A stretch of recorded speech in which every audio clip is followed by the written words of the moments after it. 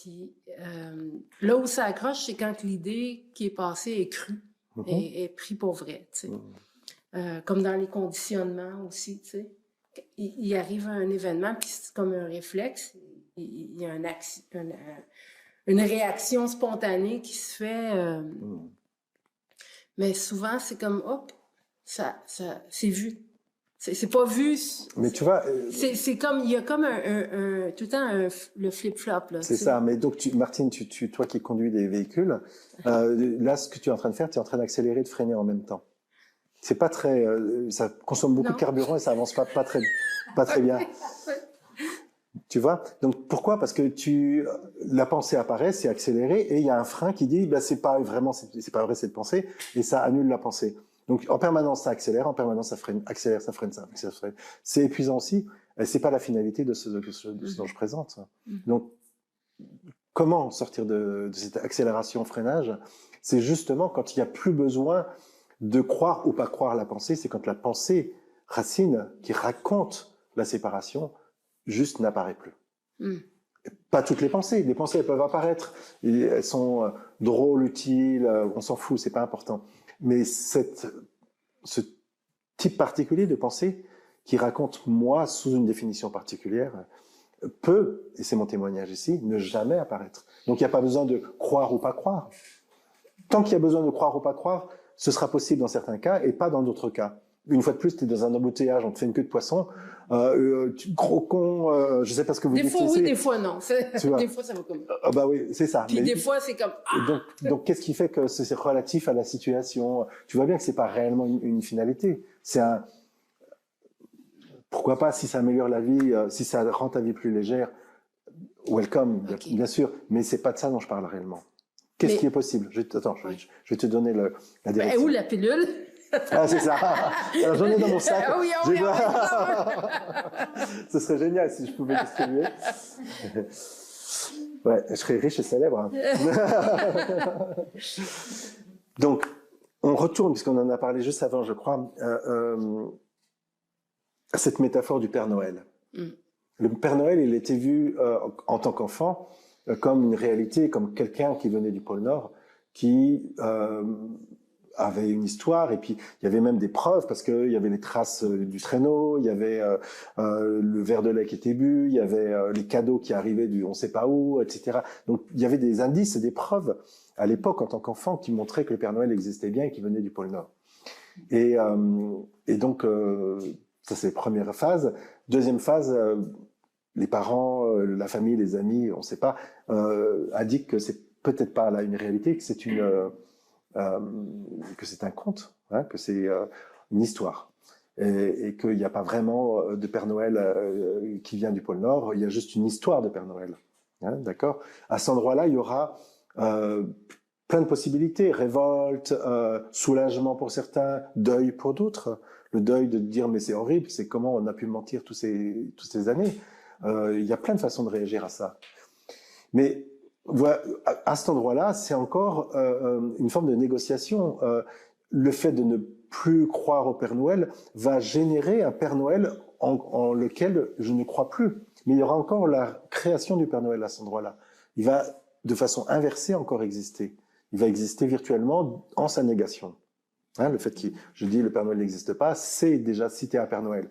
Il n'y a jamais eu de Père Noël. Donc de citer un Père Noël, c'est une folie complètement. Que se passe-t-il après quelques années? En tout cas, j'espère que c'est le cas pour toi. L'idée même du Père Noël n'apparaît pas. Quand tu conduis, est-ce que ça apparaît? Oui, contextuellement, il y a un magasin de jouets, il y a un Père Noël devant l'entrée, tu vois un Père Noël, tu dis c'est un Père Noël. Ok? Mais en dehors de ça, est-ce que ça apparaît? J'espère pas. C'est jamais vraiment apparu. Donc, que se passe-t-il? C'est un néant, il n'est plus actif, il n'y a pas besoin de croire. Imagine que, en conduisant, tu dises, il y a une pensée Père Noël qui arrive et qui dit « Ah, je suis bête, ça n'existe pas un Père Noël ». Ce serait une forme de folie, non? Ben, c'est ça qui arrive. C'est exactement ça. Pourquoi, des fois, ça accroche, ça se voit pas. Tu sais, il y a des grands moments où est-ce que c'est juste, je veux dire, ça goûte bon, c'est le vide, il y a rien, là. Ouais. Puis, whoop, là, à un moment donné, il y a des idées qui passent. Puis donc... Là, il y a une idée. Bon, des fois, c'est comme juste comme... Ah, c'est drôle. Oui, mais ce que tu me racontes, c'est des fois, mais des fois, j'y crois. C'est comme, je m'en rends pas compte, puis je suis comme déjà partie dedans, là. Oui, mais là, tu as commencé à générer une histoire qui est un rêve, qui est quelqu'un qui y croit. Ce quelqu'un qui y croit, il n'existe pas non plus. Il fait partie du rêve. Donc, personne n'est là pour y croire ou pas y croire. Donc, il y a une activité de croyance ou d'absence de croyance. Ouais. Et cette activité-là, comme tout le reste, est contextuelle. Donc, est-ce qu'elle peut apparaître du contexte ou pas? Le Père Noël, contextuellement, n'apparaît plus. Pourquoi? Parce qu'il a été déraciné il y a quelques années. Il a disparu complètement. Il n'a plus de possibilité constitutionnelle d'apparaître. Donc, il n'y a pas besoin de l'annuler. Tu n'as pas besoin de lutter contre le Père Noël tous les jours. Il n'apparaît pas, il n'y a rien à faire.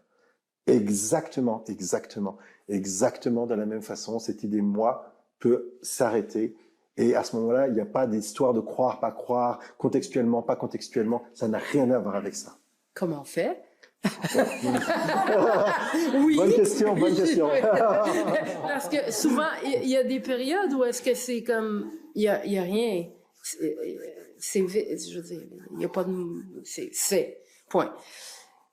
Puis, whoop, ça repart. OK. Et pourquoi ça repart? Parce que il y a j'appelle ça un narratif, une histoire, un narratif, qui tourne en rond, qui n'est pas vu complètement, qui raconte l'histoire d'une particularité, d'une existence individuelle, localisée d'une manière ou d'une autre, des fois très subtile, juste dans l'idée d'être une âme, par exemple, comme on disait tout à l'heure, mais dans une idée qui non vérifiée.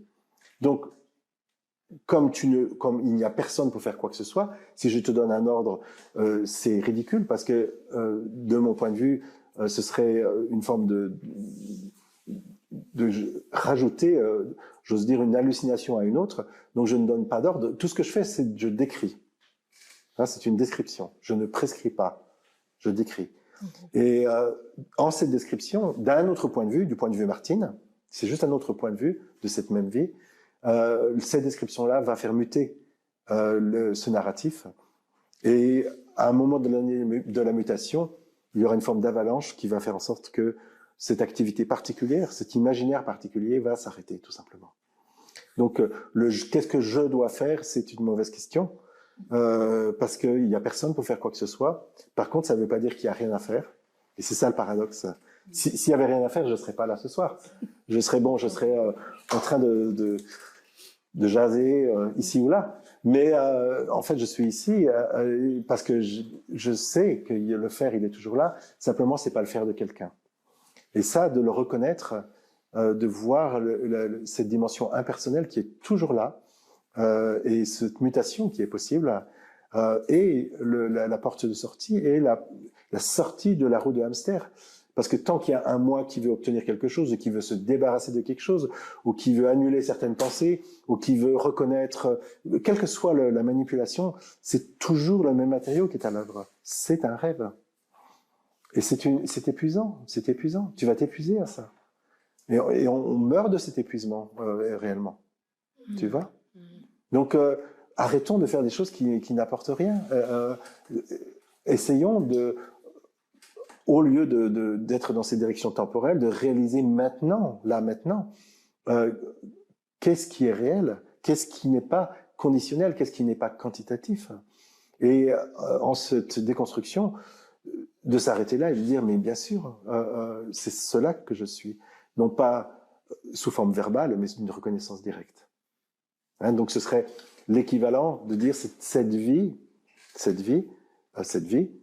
impersonnelle, se reconnaît directement et non plus à travers l'histoire illusoire de quelqu'un qui vivrait cette vie. Personne ne vit une vie. Il n'y a que la vie, il n'y a que cela qui est à l'œuvre.